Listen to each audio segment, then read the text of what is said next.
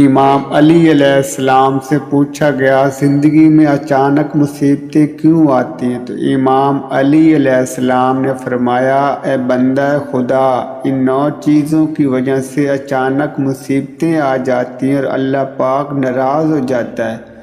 تو وہ شخص پوچھنے لگا وہ 9 چیزیں کون سی ہیں؟ تو امام علی علیہ السلام نے فرمایا، پہلا اپنی بیٹی کو گالی دینا، دوسرا دل میں اللہ کی مخلوق کے لیے بغض رکھنا، تیسرا مہمان کو دیکھ کر تلخ رویہ کرنا، چوتھا اذان کے وقت کام میں مصروف رہنا، پانچواں ماں باپ کی عقل کو حقیر سمجھنا، چھٹا نماز کے بعد دعا نہ مانگنا، ساتواں کھڑے ہو کر پانی پینا، آٹھواں دسترخوان پر زور زور سے ہنسنا اور باتیں کرنا، نواں وضو کی حالت میں کفرانہ الفاظ ادا کرنا۔ اے انسان، یاد رکھنا، جو انسان یہ 9 کام کرتا ہے اللہ پاک اس انسان سے ناراض ہو جاتا ہے اور یوں اس کی زندگی میں اچانک مصیبتیں آنے لگتی ہیں۔